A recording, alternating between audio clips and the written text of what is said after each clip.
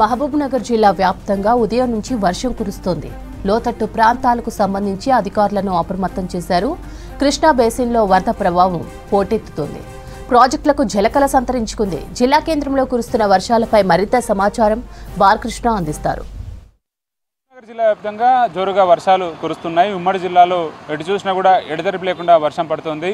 ఈ సీజన్లో జూన్ మాసం నుంచి కూడా ఇదే వర్షాలు కురుస్తున్నాయి. అటు మహబూబ్నగర్ జిల్లాలో జూన్, జూలై, ఆగస్టు, సెప్టెంబర్ మాసాల్లో కూడా రికార్డు స్థాయిలో వర్షం కురుస్తుంది. ప్రధానమైనటువంటి వాగులు అటు ఊకశెట్టి వాగు, దుందుగు వాగులతో పాటు కృష్ణా బేసిన్లోని అన్ని ప్రాంతాల్లో కూడా రికార్డు స్థాయిలో వర్షం కురవడం వల్ల వరద ప్రభావం పోటెత్తుంది. జూరాల ప్రాజెక్టుకు కూడా భారీ స్థాయిలో వరద వస్తుంది. ప్రస్తుతం అయితే జూరాల ప్రాజెక్టుకి 2 లక్షల క్యూసెక్ల పైగా ఇన్ఫ్లో వస్తుంది. 28 గేట్లు ఎత్తి నీటిని డిశ్చార్జ్ చేస్తూ ఉన్నారు. ఇటు రామన్పాడ్ ప్రాజెక్టు కానీ, కోయిల్ సాగర్ కానీ, సర్లా సాగర్ సైఫన్ సిస్టమ్ కానీ అన్నీ ఆపరేట్ అవుతున్నాయి.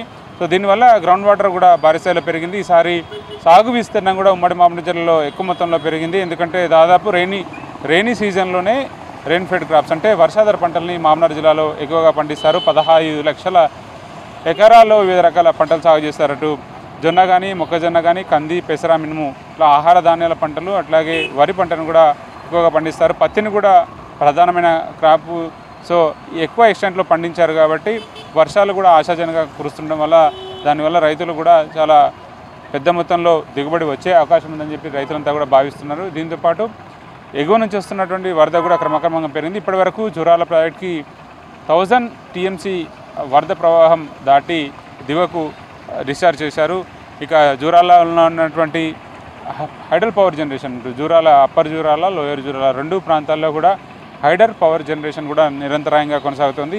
ఇది రికార్డ్ స్థాయిలో పవర్ జనరేషన్ అనే చెప్పవచ్చు. ఇక లోతట్టు ప్రాంతాల ప్రజలు అప్రమత్తంగా ఉండాలని చెప్పి అధికారులు సూచిస్తున్నారు. ఎందుకంటే వాతావరణ శాఖ హెచ్చరిక నేపథ్యంలో IMD ఇచ్చినటువంటి సూచనల మేరకు ఈ వర్షాలు ఎక్కువగా పడుతున్నాయి కాబట్టి చాలా ప్రాంతాల్లో చెరువులు అట్లాగే వాగులు, వంకలు పొంగిపొర్లే అవకాశం ఉంది. ప్రధాన ఏరియాలో అక్కడక్కడ కొన్ని చోట్ల రాకపోకలు కూడా అంతరాయం ఏర్పడుతున్నటువంటి పరిస్థితి.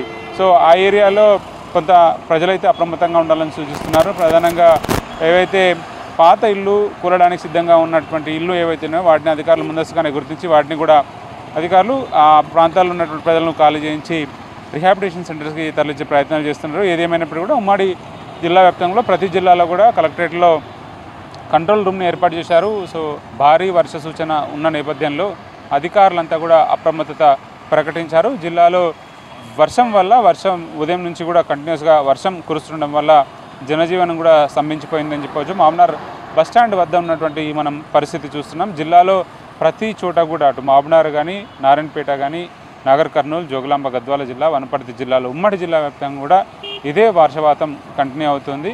ఇప్పటికీ రికార్డు స్థాయిలో వర్షం కురిసింది. ఎక్సెస్ వర్షపాతం పడిన ప్రాంతాలు ఎక్కువగా ఉన్నాయి. ఉమ్మడి మహబూబ్నగర్ జిల్లా వ్యాప్తంగా కూడా మనకి యాన్యువల్ వర్షపాతాన్ని కనుక పరిశీలిస్తే వార్షిక సగటు వర్షపాతం కన్నా అత్యధిక వర్షపాతమే ఇప్పటికి కూడా చాలా ప్రాంతాల్లో నమోదైంది. దీనివల్ల గ్రౌండ్ వాటర్ కూడా పుష్కలంగా పెరగడానికి ఆస్కారం ఏర్పడింది. దీనివల్ల మనకు యాసంగి పంటలకు కూడా రైతులకు ఎట్లాంటి డోకా లేకుండా పోయిందని చెప్పవచ్చు. ఇది మహబూబ్నగర్ జిల్లాలో వర్షానికి సంబంధించిన అప్డేట్.